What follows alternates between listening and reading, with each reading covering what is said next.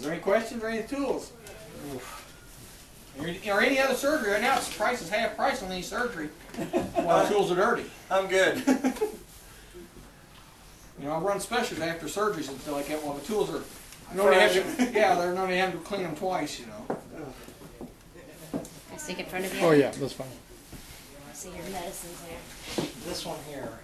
That one was used if you had something in your eye. Tweezers for your eyelid. You clamp on the eyelid and hold it down. Just hold it open. And then I get a candle or a lamp and hold right here, and the light will reflect off it, and I can reflect it right back in your eye and see what's in there to get it cleaned out, washed out. That one pretty much says it all. Yep, that's the main tool during the surgery. Now, is that for the ear? No. Oh, no. This is a monoscope for listening to the hearts of ladies. Because the lady back in the 1860s, she couldn't touch. Her honor was more important than her health. So they come up with this so I could listen to the heart without touching them. Huh. Interesting. Wow. Surgical. Scalpel, extra large one for when it's quick. You want a large one when you're doing an amputation, so you do it fast and quick. You want a good surgeon could amputate an arm or leg off in 3 minutes. Oof. Dang. So So start with that and then. Well, what first thing would be done is a tourniquet would be put on. Oh, that's interesting. Stop all the bleeding. Unravels giant belt wraps around it, tightens it real tight. That's put on the patient wherever we want to cut it off at. We'll move up usually a little bit further there. Take the scalpel, jab it clear to the bone, all the way around. One quick pat. Now that's a bleeder. No, this one was a tool for if you had trauma to the head, we had to drill a hole in your skull to flip up that bone fragment and stuff. This is after the bleeder. We have, some doctors did believe in bleeding and stuff like that. I've got the bleeder here somewhere, and I haven't figured out exactly what I've done with it. I got it out Friday, and I forgot all about it. And I don't know which pocket where I got it stuck at. I've been looking for it and haven't found it yet. It's probably still upstairs. 3 minutes for a leg. Boy, that seems like an eternity of it. Have 30 minutes on the leg. If somebody, usually your best friend or something like that, was holding you down. This is where bite the bullet comes from. Well, somewhat. We didn't really bite the bullet because the bullet was hard and you bruise and break it too. Right. Usually we put in like a leather strap or a piece of board.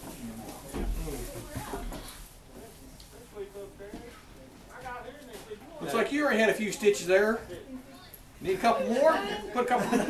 He ran into the beam in the basement. I can put a couple more in if you want to. It only takes a few moments.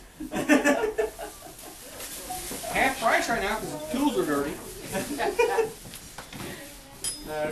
Is there any dental ones in here? Or? Right here's the dental tools. I got from the uppers and lowers pulling out to my high-speed drill for drilling out cavities. Take about 15 to 30 minutes back and forth on that raw nerve. I had morphine for the gum, but nothing for the nerves in the tooth. I'll just sit there and drill it out back and forth over and over. Well, I like about this. Of course, I also have my trusty pick right by all the dentists have. Scrape them and poke into the gum area. That hasn't changed much. Nope. It's about the only thing. A lot of the tools actually came out of the Civil War as tools the doctors are using today.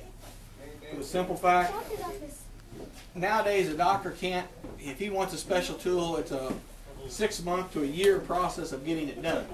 Back then, I would actually have the blacksmith set a shop up right outside the door, or he may even be in the operating room with me. And I would show him what I wanted, and he would actually build the tool right then while I'm doing it. See what I need, he'd actually bend the tools and stuff like that. Cool it off, bring it over and try it. Okay, no, we need a little more, and he'd actually could make a tool right while I was operating with somebody.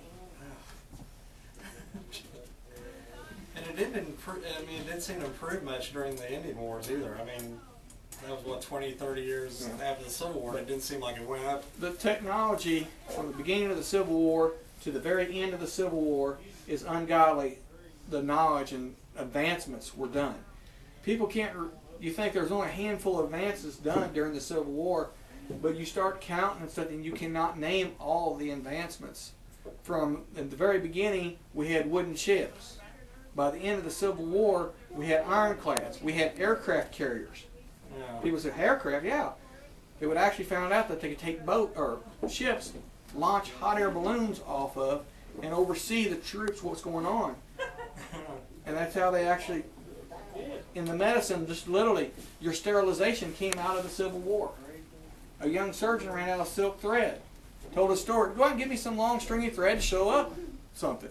He goes outside, a horse goes by. He stops the rider, takes his knife, cuts a piece of the horse's tail off, brings it in. He had a pan of boiling water there for tea or coffee or something. He put that in that water, it comes real pliable. Well, this young surgeon sews up patients, and he sits there and looks at, why did these I sew up with the horse tail did not get infected, and the ones I sewed up earlier with the silk thread got infected? So he started experimenting, because back then, the older doctor was superior. So a younger doctor could not question an older doctor. It was, by God, that's the way it is, by God, no questions asked, do it. So he would sit there and do that. So this young doctor said, well, I've got hundreds of human guinea pigs, let's experiment. Let's say like you two experiment, let us use you. Right here, don't worry, my hands are a little bloody, but hold out your arms. We're going to amputate your hand off here, and we're going to amputate your arm above the elbow. Now, why did we do that? I wanted to see which one would heal better, which one looked better. There was no question why I did it. I just decided, I'm going to cut yours off here, and I'm going to cut yours off here. And we're going to see which one heals up better, which one works better. You two were just human guinea pigs. And if you're pouring your water over your hand and it runs blood, don't panic, it's just me. But that's how the medicine just literally quadrupled in the Civil War.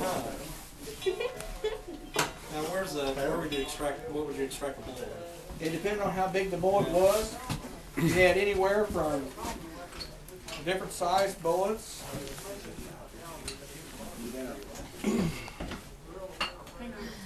Here's a 44 pistol from a pistol. Here's a round mini ball. It's probably a 54. Clear up to the main bullet was the 58 mini ball. And that was this right here. Wow. And there's what it looks like after it's hit an object and bone. It just mushrooms out and just starts shredding.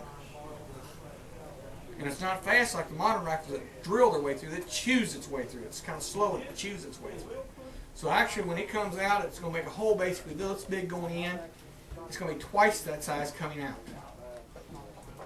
And when it hits the bone, it just shatters it. So you have several different types of bullets from the round mini ball, which a lot of times the soldier hoped he got shot by the mini ball. Because a lot of times what it would do is I'd go in, hit the bone, and actually roll over the bone and keep on going. And not shatter the bone. Because as soon as it shattered the bone, then the only option we had then was to amputate the arm or leg off. And a good surgeon can do it in 3 minutes. Now, does 3 minutes seem like a long time to y'all? if you're laying on this table having an arm or leg cut off, 3 minutes is an eternity. Now, we did have some medicine to put you to sleep. The trouble is, one of them was ether. Well, if I was using ether in here, and everybody was in here to put the patient out, you would all, including the doctor, would be passed out asleep too. So the patient ain't going to get any better. Doctor's going to wake up with a bad headache too. The other one we had to open the windows. The other one we had is kind of like quinine. And what that does, and anesthesia has to be very careful, and he puts this mask over the patient, mouth and face. And he has to be very careful, only give a certain amount of stuff to him. Too much, and what it does, it paralyzes the lungs. So too much, your lungs die. You stop breathing. Not enough, and you wake up in a state of animation. You cannot move. You cannot scream. You cannot talk. You can't even blink your eyes. You're laying there awake, hearing everything that's going on in the room, actually feeling the doctor work inside the patient, inside of you. In pain, you're feeling all the pain, but you can't scream, you can't holler, you can't do, all you do is just lay there and take it. So, I mean, it was very, but most of the time it was quicker and easier just to have somebody hold them down. What was the first painkiller? They came really up with worked. morphine, opium and stuff. They did have alcohol, a lot of alcohol, but the surgeons learned early on that alcohol made the blood run thin. So we didn't want to give too much alcohol to them until after we had the surgery desk. What's this one here? This one here was early war and stuff like that, and still some of them used it towards later in the year, for taking out your tonsils. We didn't have time for the patient or the person to be sick, especially soldiers or young men or women, because there was always stuff out in the field to do. These young girls should be out working in the garden and stuff like that, so you didn't have time for them to be sick. So we just put them in a chair, tilt their head back, slide this down and grab your tonsils. Just hold it there, and then we slide this over top of it and snip them right off. You could either spit them out or swallow them. It didn't bother the doctor either way. It would look like it was going to bleed too bad. I'd take silk thread, slide down, tie it off, and then I'd make you drink an extra helping of medicinal purposes, which was whiskey. And this whiskey we got nowadays is nothing compared to what we had back then. We're talking stuff out of the little brown crock jugs. It's 100, 150, 200 proof whiskey. And that would burn is about as bad as you taking a kitchen match, sticking it in your lighting, and sticking it in your mouth and swallowing it. But we didn't have to make you eat the nasty stuff called ice cream. I don't know what that is. It sounds terrible. Anything cold and nasty like that, that sounds terrible, don't it, kids?